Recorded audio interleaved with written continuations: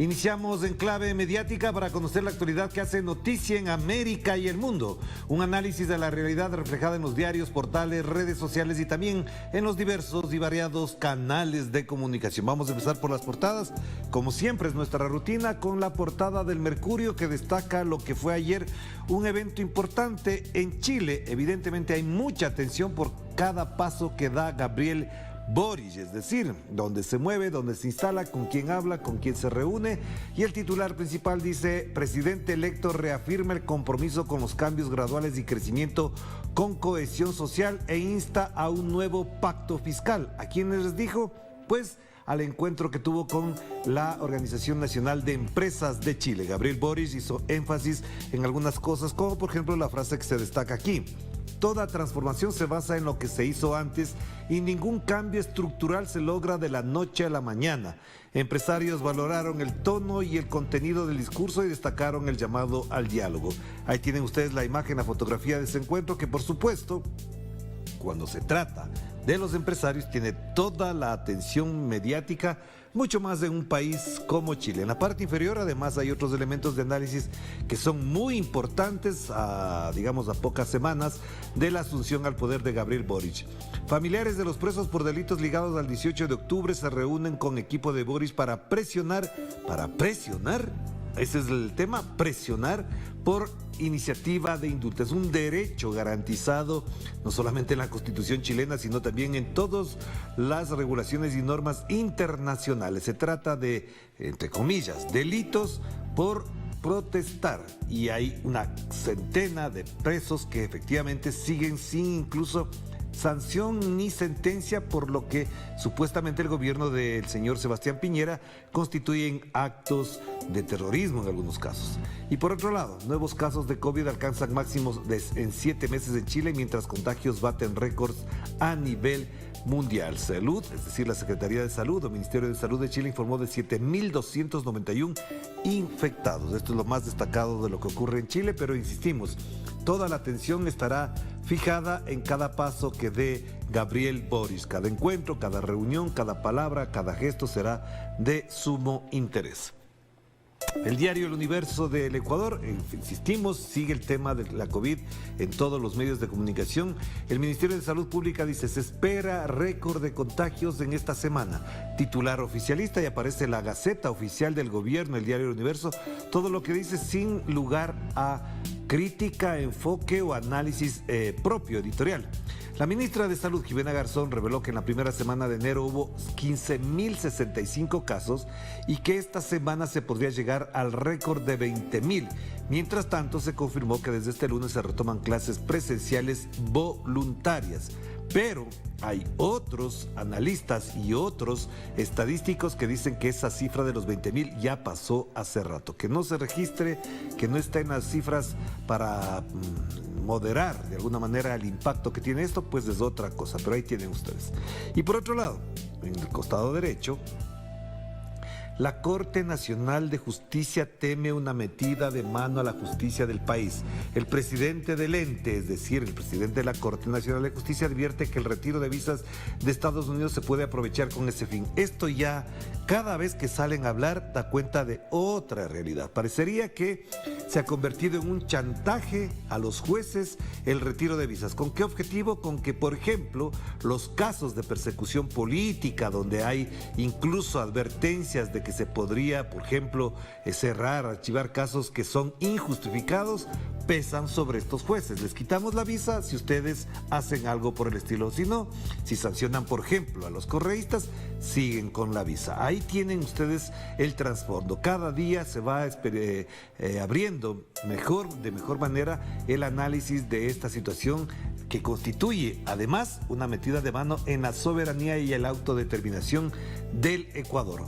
La embajada quita la visa a los jueces si se portan bien con los dictámenes de los Estados Unidos. Ahí tienen ustedes la razón. De hecho, por ejemplo, la semana pasada una jueza debía dar la sentencia sobre la unificación de penas para Jorge Glass, expresidente, pero con esta advertencia la señora determinó que no, y ahí tiene el problema todavía planteado. Si la apelación vuelve sobre el tema, evidentemente le volverán a decir no tiene visa para Estados Unidos.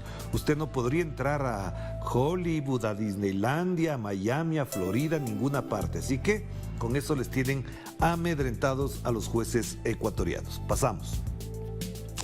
El diario Últimas Noticias en esta jornada del día viernes 14 de enero abre con un titular preocupante, por supuesto, para Venezuela, pero también evidentemente que activa las alarmas, las alertas y también da cuenta de la efectividad que podría tener un tratamiento espectacular, en algunos casos y en otros preventivo de atención a la pandemia. La Organización Panamericana de la Salud advierte que Omicron se riega por todo el país.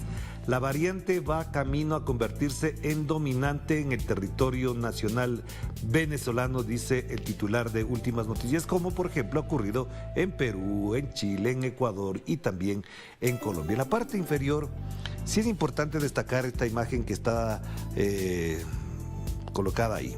El presidente Nicolás Maduro recibió en el Palacio de Miraflores al gobernador electo de Barinas, Sergio Garrido. Ahí lo tienen ustedes, un gobernador de una tendencia opositora al gobierno. Fue incluso motivo de un TikTok de parte del presidente Nicolás Maduro cuando lo recibió en el Palacio de Miraflores a Sergio Garrido, electo el 9 de enero último como gobernador de Barinas, de estado de Barinas, donde nació Hugo Chávez Frías. Importante esta imagen, este encuentro, esta estrechón de manos.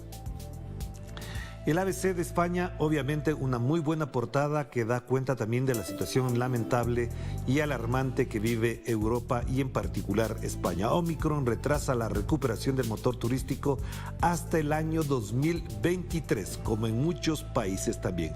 Este sector calcula que cerrará el año de un 12,5% por debajo del 2019, lastrado por las cancelaciones del precio de la luz y la crisis de suministros. Pero el precio de la luz no tiene nada que ver con el Omicron, pero bueno, ya eso es otro tema.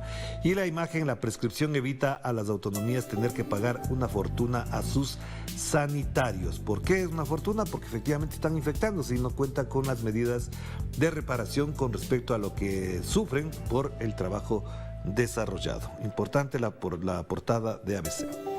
Y vamos a los portales informativos, lo que mencionábamos siempre, las cifras: contagiados 321 millones en el mundo, fallecidos 5.540.000. En América Latina se mantiene, digamos, en ese umbral de los 50 millones de contagios y fallecidos 1.566.000. En cambio, en Estados Unidos, fíjense, ayer hablábamos de 63 o 62 algo, si no me equivoco, de contagiados, y hoy se encuentran 65 millones de contagios o personas contagiadas en Estados Unidos, mientras que la cifra de fallecidos está en 869.000.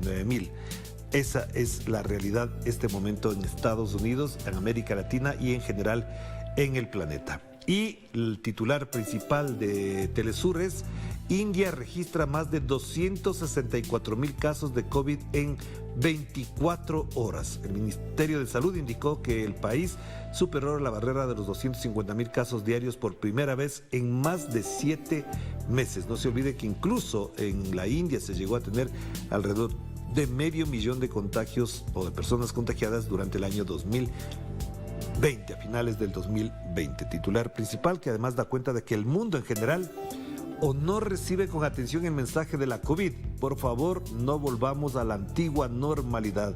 La nueva normalidad exigía muchas cosas que no estamos entendiendo en nuestro planeta. Es decir, apenas creemos que salimos de la pandemia, volvemos a lo mismo de siempre y el mundo ya no será igual. Lo dijeron, lo plantearon expertos, pero no entendimos nadie. Corea del Norte lanza un misil no identificado. El presidente chileno promulga nueva ley de control de armas, que ya sabemos qué implica, la hemos discutido, la hemos hablado, pero el señor Sebastián Piñera parece que a última hora va cerrando una serie de procesos y proyectos neoliberales, autoritarios, que él quiso dejar instalado para que el señor de ganar, José Antonio Kats, no tuviera tantos problemas a la hora de gobernar. Ahora le deja embarcado a Gabriel Boric. Y en la última parte, Brasil roza los 100.000 casos de coronavirus en 24 horas. Y acá, ustedes pueden destacar, quizás ya la vieron, Australia cancela nuevamente el visado del tenista Novak Djokovic. Polémica sobre el tema y continuará ahí. Se trata de él y por lo tanto sobre él hay mucha atención. Y aquí la imagen que, bueno, ya la veíamos en últimas noticias, la agencia española EFE la destaca. Maduro reconoce como un éxito total la repetición electoral. La foto entre Nicolás Maduro y el señor Garrido, que ganó las elecciones en el estado de Barinas. Importante destaque informativo, gráfico para entender el momento que vive Venezuela. Un momento de resistencia, por supuesto sí, pero también de profundización de su democracia. Ahí tienen ustedes. Cerramos entonces con algo que ayer fue comentario general, lo habíamos planteado también. Human Rights Watch alerta del alarmante retroceso de los derechos humanos en América Latina. Por ejemplo, ayer en los noticieros, para saber cómo enfocaban los noticieros colombianos este informe, pues pasó desapercibido, prácticamente desapercibido, y no vemos que tengamos un destaque informativo en las principales cadenas informativas sobre lo que dice Human Rights Watch sobre Colombia, o lo que dice, por ejemplo, sobre la situación jurídica y judicial del Ecuador, o lo que está pasando en Brasil, o lo que ocurrió en Bolivia después del golpe, y todo lo que ha implicado la afectación a los derechos humanos el año que gobernó la señora Yanine Áñez. No se destaca ahí.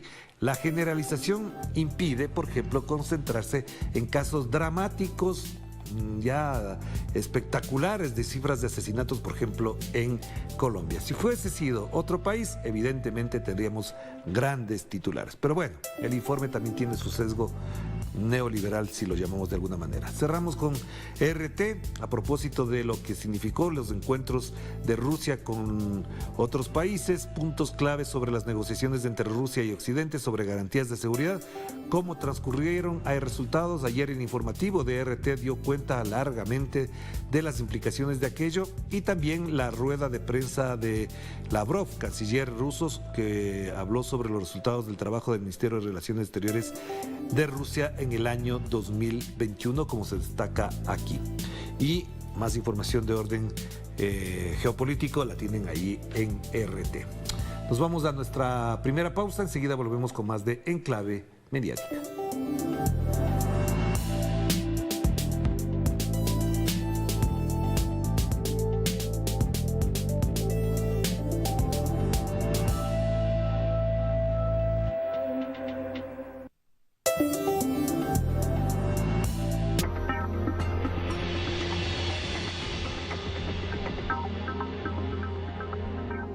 Es que toda sociedad necesita cirugía, no gente que habla de noche y que se calla de día. Yo sé que la calle a veces es densa, es compleja porque estás en una cola y a veces son 1, 2, 3 horas, 4 horas.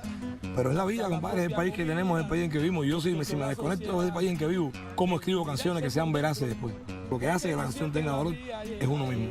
Si uno no es consecuente con lo que escribe, con lo que dice, la canción está vacía. Sesiones Vagabundas. Tony Ávila.